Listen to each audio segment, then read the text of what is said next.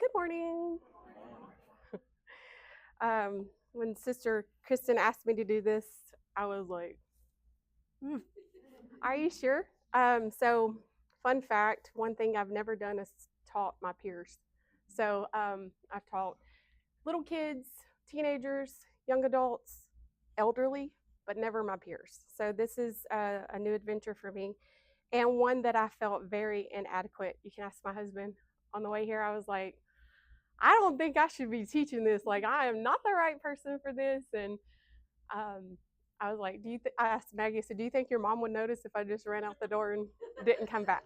So, but I'm also of the opinion that God has a plan and uses specific people to speak certain things at certain times. So here we are. The lesson that I was given is home builds culture. And our big idea is the home is the first place where values are taught, identity is shaped, and culture is cultivated. Every civilization rises or falls on the health of its homes. When we neglect our homes, we outsource formation to a broken world, but when homes are filled with love, order, truth, and beauty, they become incubators of godly culture. Um, Sister Beers had put this lesson together and it's outlined so great. And I was like, how can I add to this? And was in prayer all week and this past month, just like, God, what would you have me add to this? And he said, just be yourself. And so that's what I'm going to do. I'm going to start with a story that I didn't jot down, but the Lord prompted it to me when I was sitting back there. Everybody knows AJ is my son. He's 21 years old and he plays drums for us. He's up in the media booth. You see him fluttering around doing lots of different things. And I think it was 2 weeks ago, we got to go hear him minister at a church in Katy. And he brought up a point in our lives where he had witnessed God as a young boy do pretty much a miracle for our family. And I'm going to share that with you this morning just as an example of you can see where I had started building some foundational blocks in my home for my children at a young age. So when Brother Turner and I got married, he was the only one working, and we were two young kids that had gotten married, and we had AJ and Caitlin came along, and when we moved out here to Texas, he was the only one working, and every Friday was bill pay grocery day. That's what I did on Fridays. I took the truck, we went and bought the groceries, we paid the bills, did all the things on Fridays. And so the kids knew, I think AJ was probably 7 or 8, they knew, oh, Friday we get to go out, because typically we would go get McDonald's, do something fun along the way, those types of things as well. And so we got up and I was like, God, there's not enough money to go do anything with. Like, I don't know how I'm gonna feed these kids the next week because there's not enough money for me to go buy anything. I was looking in my cabinets, there was nothing. And I heard the Lord speak to me, make your list, because I would always make a list and it was based off of a menu for the week. He said, make your list. And I was like, I don't have any money to make a list. Like, how do you expect me to go do that? But the Lord said, make a list. And I've always been one that whenever He speaks, I 9 times out of 10 listen, because I know at the end of the day, His plan for me is better than the one I can drum up any day. And so I sat down and made the list and got the kids ready. And I'm like, okay, I probably had $20 to my name. I'm not exaggerating. And I had this list of all these things that we needed for our home.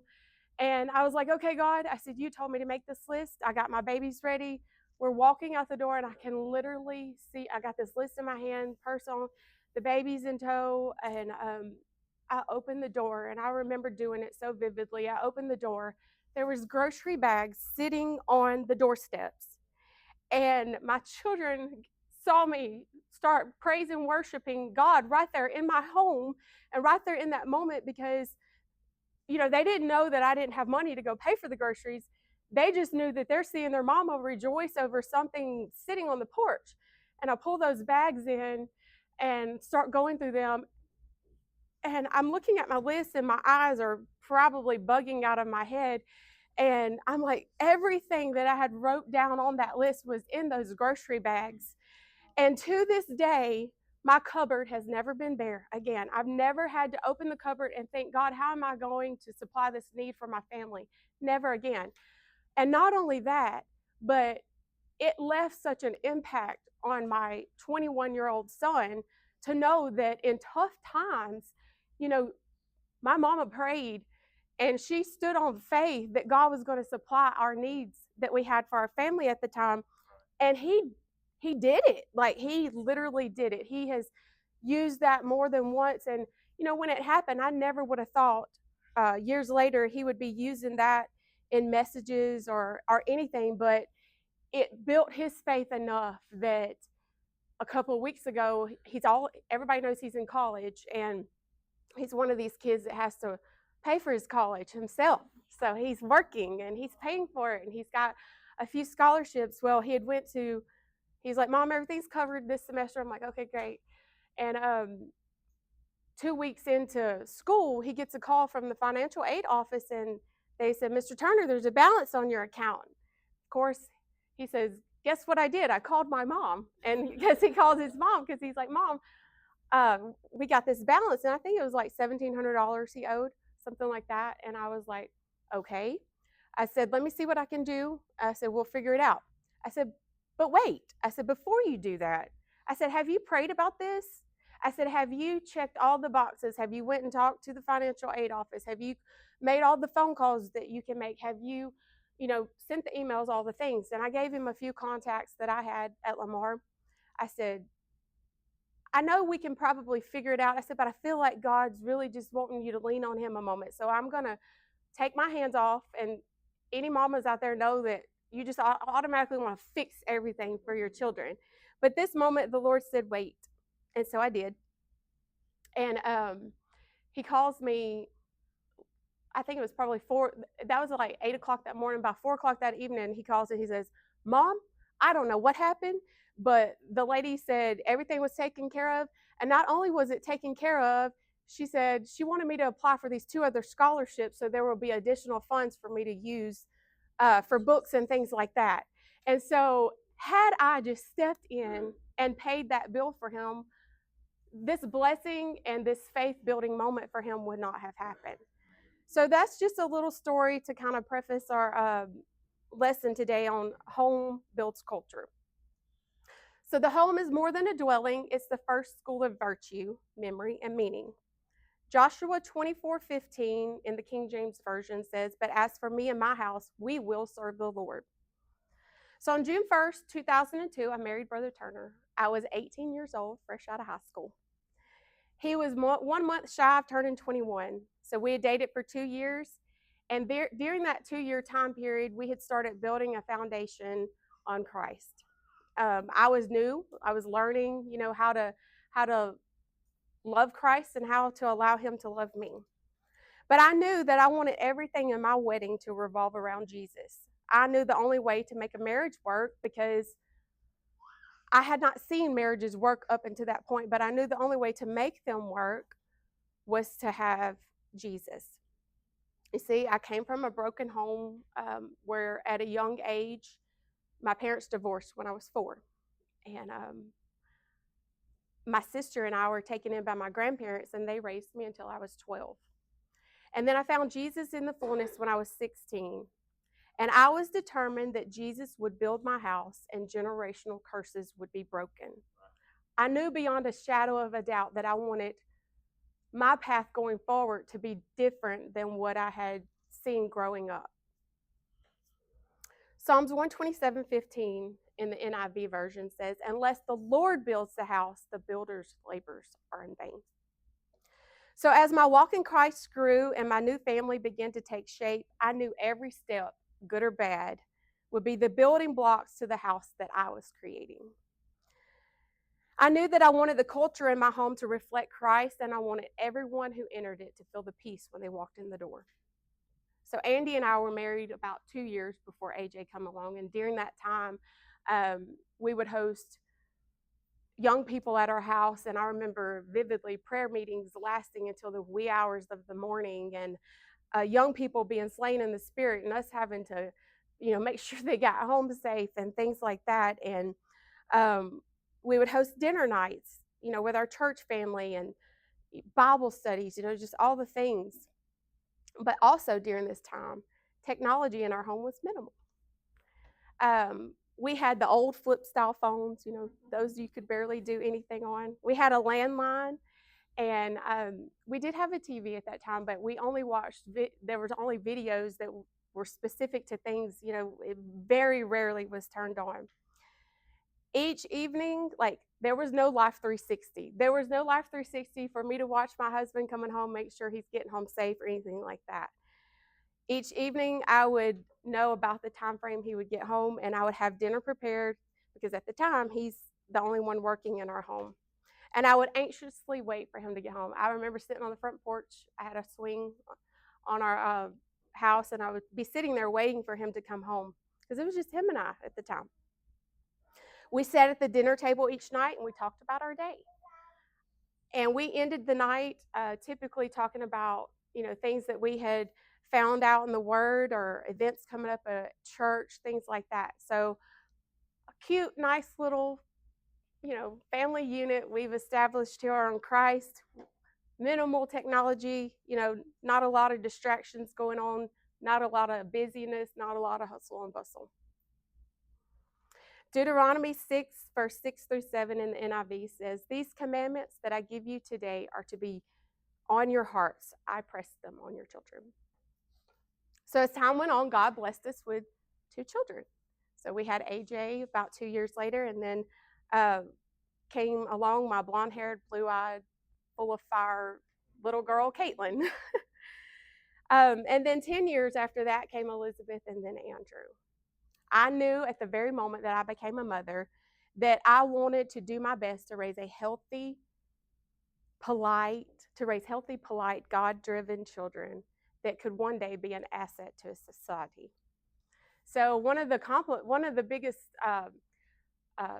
joys that I take is it didn't matter like what I had to do. I always had AJ and Caitlin in tow with me, like, because we moved from Alabama to Texas, so we didn't have a whole lot of support system over here. So my support system was my husband and the good Lord Jesus. And so if I needed to go to the doctor, they were going with me. If I needed to go to the grocery store, they were going with me. And so we all know that little children can get crazy and hairy and all the things, but I had done my best to create, these little beings and teach them at home how to behave out in public. And so one of the greatest joys I can never forget is this little elderly lady we were in Ross, and I was looking through the rack, and AJ and Caitlin were just standing there. They were holding on to the buggy like they were supposed to do. And she said, "Ma'am, I don't know what you've done, but I just wanted to tell you, you have the most well-behaved children ever." And I took pride in that. And it didn't matter if we had $5 to our name or $50 to our name. They were always dressed. They were always dressed nice. I would take them out. They were dressed in the best that we had at the time. And so that was a huge compliment to me. The early foundational years for children is from birth to age 5. This period is critical for brain development. During this time frame, the brain develops about 90% of its structures. Experiences, relationships during this time significantly shape a child's future. It impacts everything from their cognitive, social, emotional, and physical development. It even affects their ability to succeed in life. Historically, cultural transmission was not driven by media or government, but by the family unit. Children learn language, work ethic, moral norms, and spiritual practices by watching their parents and extended family. In early America, the family dinner table was the place of learning and worship. So during the early years of AJ and Caitlin and part of Elizabeth's lives, I was a stay-at-home mom. Occasionally, I worked at a child care center or ran a Mother's Day Out program, but most of the time I was home. I was the one who was solely responsible for taking care of them during the daytime because Brother Turner worked, and when he got home, he was there and helpful and did the dad things that he does so well. But I was the one who was there throughout the day taking care of my children and the one solely responsible for who they were becoming. I was the person answering all the odd questions that we all know that little kids can come up with. And if you've ever met Elizabeth, she sure likes to talk, and she will talk from the time she sits down with you till the time you no longer want to listen, and she still will talk. And she's very inquisitive and will ask all the things. She wants to know all the answers to all life's questions. So if you ever get in a conversation with her, be prepared. um, so I had to make sure that they were fed daily and make sure that their manners were well established, and church was number one priority. Um, so the tradition of dinner being ready when Andy came home still continued at that time. We still dinner would be ready when he came home. Homework would be completed, and then we would sit down. And I remember our table. We moved quite a lot, so our tables changed. So we moved probably 14 or 15 times in our lives. The tables changed, but the giggles and the conversations and all the things around our dinner table didn't. Like, it was still there. I remember, family game nights around the table, and all those sort of things that just it's what we adapted in our home and what we did. And it was so fitting that this lesson happened to follow right behind Brother Carr's lesson first night on family night, because he started talking about how children mimic those people who are influential in their lives. And I don't know if y'all saw it, but Brother Ford's father started rolling around on the carpet, and I'm over there praying with someone, and the next thing I know, I look down there, and Andrew's tucked in, just like Brother Ford's dad, rolling around on the carpet. And I said, well, there is that message in action.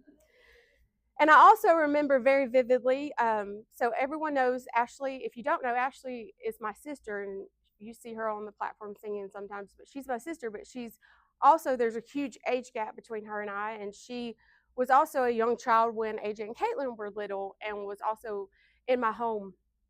And one time I walked in their bedroom, and I saw them.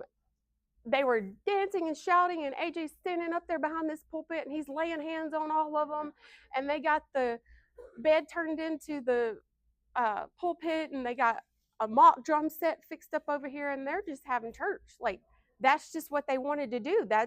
They were not about playing video games or anything like that. As young children, they were in there, they were playing church.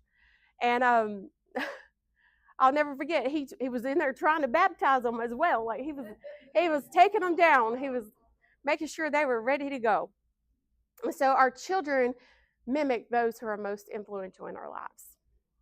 Deuteronomy 6:6-7 in the NLT. And you must commit yourselves wholeheartedly to these commands that I'm giving you today. Verse 7, and in this version, it really stuck out to me.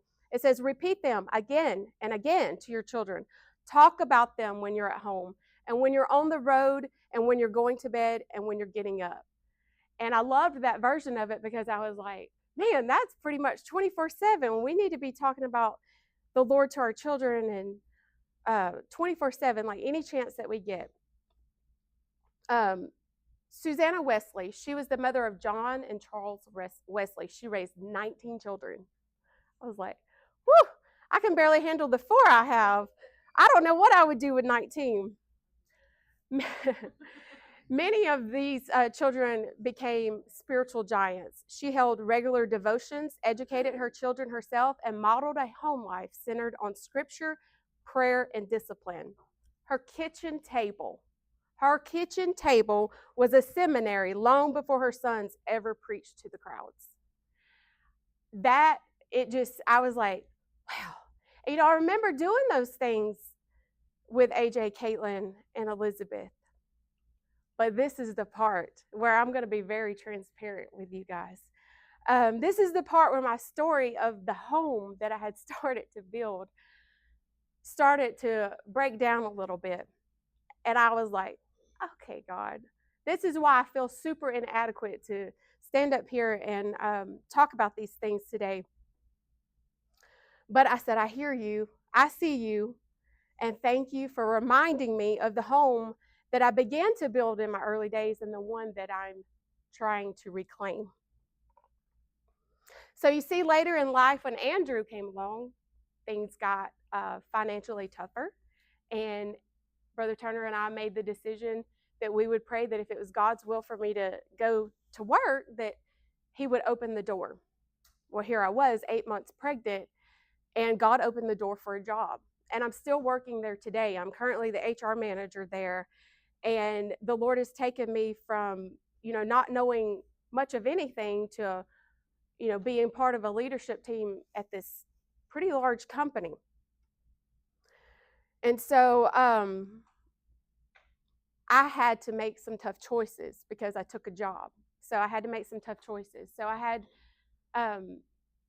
to decide that I needed to put my children in daycare. I'm not knocking daycare because if I could open one tomorrow, I would, because that is 100% where my true passion lies, is in little people. And I have been a daycare director before, and I have seen children come in. And sometimes those children that come into your facility, the only true example of Christ that they're getting to see at the moment is you, or they may not even have anybody willing to read them a storybook, but you are in that child care center. So I'm a big proponent of daycare centers, so please don't take this the wrong way. But this is where, as looking through this lesson, I started to dissect how I saw my family being built in the beginning, and how I saw my children mimicking those godly things and those good manners. And AJ, to this day, you'll see him up here, he'll be up here helping until he's the last person up here helping, because that's how I raised him. If you see elderly people working, you better be up there beside them working. That's just how I raised him to be. So when I started working, I had to make the decision to put them in childcare. And then also I had to learn how to balance being a working mother, not to just 2 children, but now I have 4 children. I had to balance being a wife to my husband and a working mother, and those other 2 hats that I was wearing. And then I had to throw in being the HR manager there amongst all of that. And then also trying to figure out how to still be myself a little bit. And so any working moms in here can fully understand it is a challenge. So the evenings, they started to look a little different. Long gone were the days of every night dinner being on the table and all those funny conversations around the table, and hearing about the kids' days and things like that.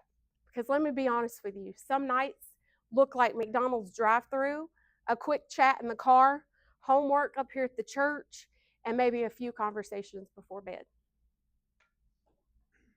But what really hit home to me here, just since we've been coming to TAC, and I do believe Andrew had just turned 4 when we started coming. He's 6 now. But my 4-year-old came home from daycare saying some things that I knew he did not learn at my house. And I was like, wow, I wouldn't want my dog to hear what just come out of your mouth, let alone hear that coming out of your mouth. And so I had found myself in a world that had became chaotic, and it was starting to reflect in my children. So now I'm faced with the challenge of figuring out how to bring order back into this chaos and recover the home as a cultural center. And I'm not sure that you knew Brother Carr was having that family lesson right before she was going to have me teaching up here, because weeks prior to this, I was like, there's no way I can get up here and teach this, because my family home started out like that, but it is not the picture of what she has written down in this lesson today. And then Brother Carr challenged us last week to go home and schedule a night and do some things intentionally. Sometimes to get back on course, we have to do some things intentionally. It might not be spiritual in the moment, but we have to do some things intentionally. And so I put in the family group chat, because now we have that, part of the technology that we've evolved in. Put in the family group chat, hey, when are you available? And I'm talking to my husband, my 2 older children, because they are young adults and they do have their own lives and in college and they both work. Well, the only thing we could come up with was Thursday night at 8 p.m. So Thursday night at 8 p.m., I come rolling in, because we had coffee group that night, which Sister Jennifer did a wonderful job at. And I wanted to be a part of that, so I ran up here and did that, and then come home, and 8 o'clock, we're sitting at the table. And just as I suspected, it was chaos. It was chaos. And Andrew, he didn't want to sit still. He's hyper. Elizabeth's wanting to talk about everything except what her dad, because her dad come home with the devotion, and we were going to sit down, we were going to discuss it. Utter chaos. And AJ and Caitlin are over there sitting quietly, just smiling, because they knew. But after a few tears and a few stern looks from Dad, everybody got in order. And then when he started talking, I sat back there and I was amazed, because Andrew and Elizabeth were the ones being the most interactive with this topic. They were asking question after question after question, and they were giving their little thoughts and their ideas of how things revolved around the topic he had brought up. And then about 10-15 minutes of that going on, I paused it. I said, AJ and Caitlin, where are you? I said, your little brother and sister are blowing you out of the water. They have all these things to talk about and that sort of stuff. So where are you at? And so AJ pipes in, and then Caitlin, of course, she's like, I just don't know, Mom. But I wanted to share that story because, it sometimes we just have to be intentional with things. And if you find yourself like where I did along this journey, where your family dynamics have started to get a little off, there's a few things that were in this lesson that I was like, man, I'm going to start applying these to try to help get things back on course. It's not that I didn't know how to do it or I haven't done it before. It's just that I allowed life just to get crazy and take over that part of me that I knew, I needed to get a little more grounded. So if you want to jot some of these down, here are 5 things that could help get your family dynamics kind of back on track. Number 1, eat together regularly. Use the table for meaningful conversations. I missed that. I had that in the past, but I've missed that so much. And so all of us coming together, I know one day AJ and Caitlin will move out and have their own families, but today they're still there. So having all 6 of us sitting at the dinner table Thursday night, it felt like home to me. My heart smiled and I enjoyed it. Number 2, I'm still working on this one. Set boundaries on screen time and noise to make room for prayer, reading, and reflection. As technology has advanced, it became easy for me to just hand Andrew the iPad because it would keep him quiet so I could focus and, do the things that I needed to do. But I've also saw that it has been a huge detriment to him because it's a crutch for him now. And so now I've got to try to figure out how to, reshape that I lended him. So, number 3, my husband tells me that I do way too much in this area. Celebrate holidays, birthdays, and milestones in meaningful, memory-rich ways. If you're part of my family and it's your birthday, we partying. We having a good time. We doing all the things. Number 4, keep a spirit of order and beauty that reflects God's character in your home. Number 5, teach children the value of work, rest, generosity, worship through experiences. Number 5, I tend to lean very heavily on the work part because I don't like anybody just sitting around being idle at the house. If there's stuff to do at the house, we're doing. And sometimes I have to prod AJ and Caitlin, come on, we got things to do. We're all hands on deck here. And there are some discussion questions in your book. I would highly encourage you to take those home and reflect over those, answer those to yourself, because I started answering them and my eyes, ding, oh wow, I'm very much lacking in that area. And maybe some of you have it together more than I do, but I don't. And so I felt very inadequate teaching this, but it made me sit and stop and think about things I could do to kind of bring order back into chaos so that my home can continue to build the culture that I first started with, with my older two children. Because I want those same testimonies that were built in AJ and Caitlin to be being built in Andrew and Elizabeth. I want them to be able to say, my mom knew how to pray and she knew how to stand on faith and know that God was going to move and answer. And church was number one priority. God was number one priority above everything else. God was number one priority. I'll never forget, Andy and I got married.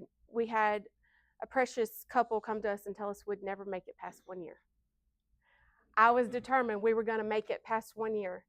The only way we have made it past 1 year is having Christ the very center of our home, the very center of our marriage, the very center of our family.